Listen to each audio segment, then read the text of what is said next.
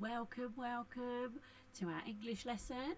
We are creating imaginative descriptions for our reader because we're getting ready to do a piece of writing tomorrow. We're going to put all our ideas together and it's going to be really great. It's going to be very helpful for you when you're writing tomorrow. So let's get on. We're going to do a spelling, punctuation, grammar starter. This is a part of our work where we're adding suffixes, so it's part of spelling. We're going to add suffixes full and ness, so the ends of word suffixes go at the end. The one that goes at the front is so it's a suffix at the end. At the beginning it would be a prefix. Okay, so these two mean having the fullness and having the value of. So if something's full, it means I always think of it's full of it, and if it's ness, it's meaning it's like it, it's having that value, it's got that inside. Choose the correct suffix to add to these verbs. If they end in a Y, you change the Y letter to an I, and then you add the suffix. But it says here if you don't drop the final E letter, there's no E's in here, but that's possibly a rule for other words, so just check out for those as well. We've got pain, foolish, kind, happy, beauty and success. You're going to choose which one. You can write those into your books as well, those 6 words with the right suffix in, and then we can mark them and you can tick them right or wrong. So I'll get you to pause it now and you can put those in, and we can restart. And here are the answers. We've got pain. It wouldn't be painness, it would be painful, full of pain. Foolishness, not foolish full, that doesn't sound right. Foolishness, kindness, happiness, this is one where the Y has been changed to an I, happiness, beautiful, this is often the word that people love to use, the beautiful young girl, the beautiful view, and there's a lot of vowels in here. There's almost all the vowels. The only vowel that's missing from that word is the vowel O. So we've got E-A-U-T, and then we've got the I in there as well. So it's nearly a full set. I don't know if there are any words out there with all the vowels in them. If you can have a look, that'd be a nice challenge today. See if you can have a look and let me know on Discord. That'd be brilliant, because I can't think of any that's got all the vowels in. I bet there are some. Successful, okay. Here's somebody with an amazing imagination that seems to be just emanating from them. Some people are, really blessed with that and can really think and be creative in their brains. Lots of us can build those skills as well, because we know our brains are great things and they adapt and change and they're ever learning. So these are the things that this person is thinking about. It looks like he's reading a book and it's just creating all these brilliant images. So we're going to use parts of our story that we're going to write to help our writing become more adventurous and exciting for our reader. And that's what we're doing. We're writing for our reader, for our audience. So when we read a story, what's it like to do that? What captures our own imagination? What do we love to have in a story? Is it a creative character? Is it a really exciting event that happens, or is it the place that your author or writer has created for you? So talk to somebody now and pause the video. Now you can restart. Hopefully you've had that chance to talk out loud or to somebody else. Always good to have those discussions. Why is it important to include those descriptions in our own writing? Again, have a little think about that, because it is important. Why is it so important to do that in our writing? And we know we would like to read that in other people's. What about our own? So have a think about that. I've got a talking partner at home. Just talk to somebody or out loud. That'd be good. Pause the video.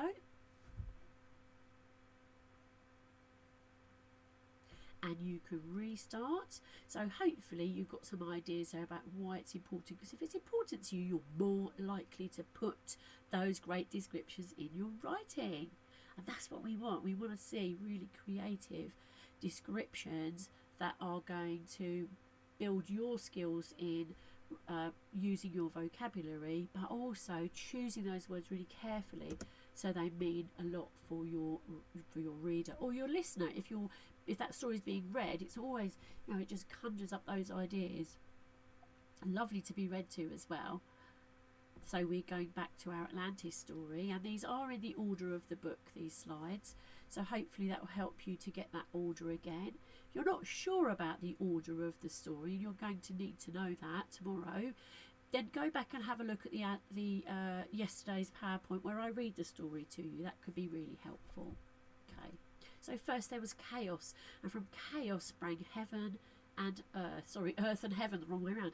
So this is a descriptive picture here, and I can see the most amazing stars and you know, the colours in the cosmos, the heavens being you know, creating this earth, or being created and creating the earth as well. We've got Poseidon there with his superb tail that's looking very regal.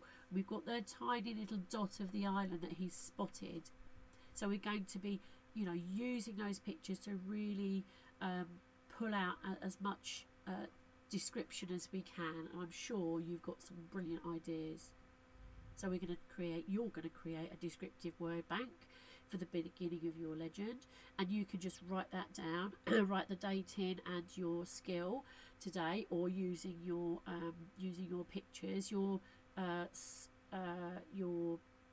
starter. If you've printed out, you can just cut off the pictures for the moment, and you can, as we're going through, or as you're working, you can stick those in and then put your work around them. Okay, so cut them, don't do it in a whole block, cut them out individually. You can choose which ones you want and get your descriptive word bank around them. So you're going to choose powerful verbs, so those are your actions. Amazing adjectives, so those are the descriptive words to describe things, and nouns are objects, okay, or places. So you can describe the characters that you see, you can describe the settings, and you can describe the events. You might want to use those brilliant English features in our language, which is alliteration, similes, and exaggeration. Those are ones that you should know, those sort of terms, especially the alliteration and similes. It's good to exaggerate, you know, to really put, you know, make it bigger and bolder, and the vocabulary bigger and bolder than it actually might, you know, look like in the picture. You can really go over the top with these, and that will create a stronger picture for your reader. Are you going to be able to paint a word picture for your reader? That'd be amazing. A picture with words. Oh, I think that'd be great. And so we've got alliteration, so that's using the same the same sounds in the front of the word. So Ali's alliteration, and similes, it could be Cynthia's similes. Okay, so it's using the word for using the same sound, because our brain likes to hear those and spot those patterns. Similes, it's using the word like or as. So it's like a sunny, I can never think of these off my head. Poseidon's trident is as sharp as a wasp sting. That was really a bad one. I bet you could do better than that. It's hard when you're under pressure. So you're going to write 4 or 5 short phrases or words around the pictures you choose. Cool, you could do 2 or 3 words. Pick out the best ones to help you change them into a stunning sentence. Let your reader's imagination go wild when they read it. You might have calm and quiet. It doesn't have to be really vivid and over the top. It might be a calm, quiet time. You might have I was just thinking of this picture actually. You might have a roaring, tumultuous time, so you can get that atmosphere described as well.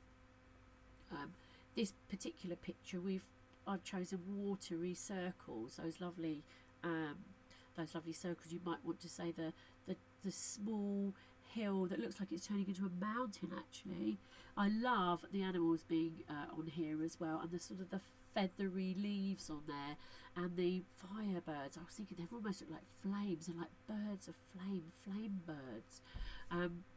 You might describe the atmosphere around. You might say it's warm, windy, perhaps it's steamy hot. You know, when we're travelling to these far off places. I haven't got my hat today. I've lost it again. I haven't got my hat. So you can describe, put yourself in that place and describe it and really explore those thoughts and that language.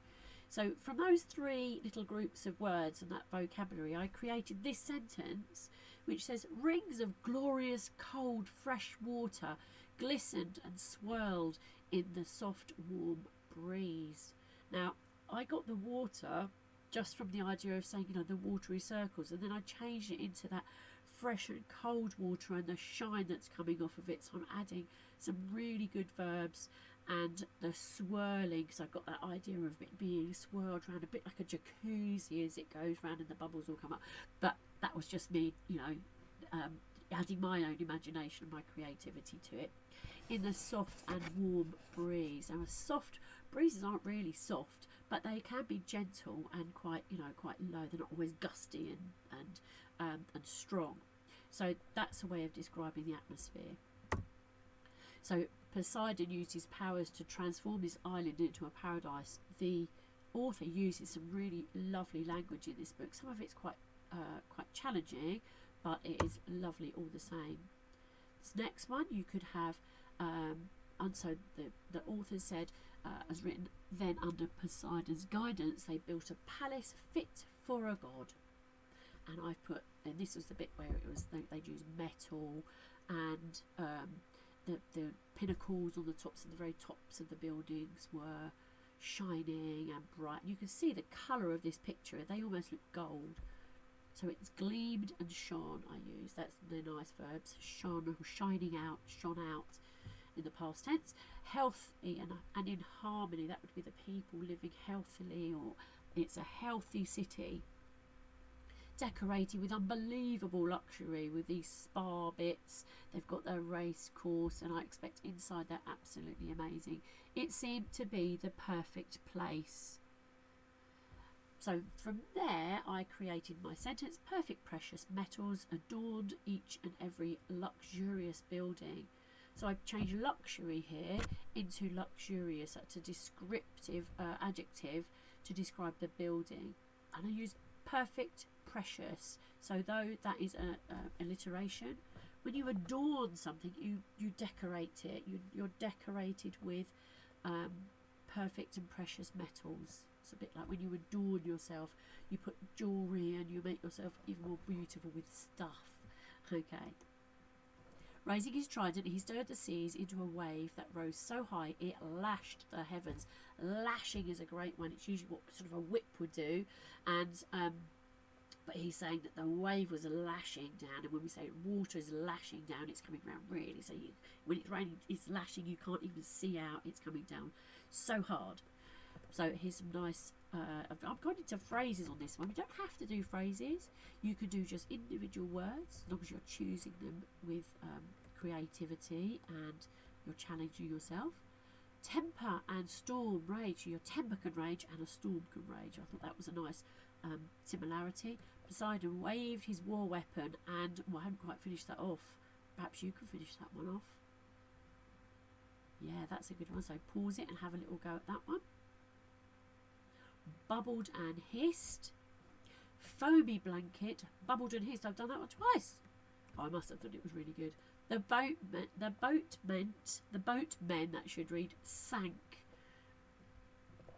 So scared sailors screamed. There's a real feeling of alliteration there. Scared sailors screamed as they submerged with the scarred city forever plunging down into the icy depths. That's not a very happy time, is it? Goodness me, Mrs. Ludlow. So that's going to be the end. Oh, I'm going to give you a little preview then of tomorrow's work. Oh, I don't want to do that yet. So have a go at this today. You've got a really good, you've got support from home as well. If you're working from home with somebody, get that vocabulary going. What's going to really get you to paint the picture for your reader? Excuse me. Paint your picture for your reader. So that they are loving your description, and it will help you because you might be able to use some of this work for your story when you're going to be writing it tomorrow. So hope that goes well, and we're really missing you. Miss B is saying exactly the same, and keep safe. Okay.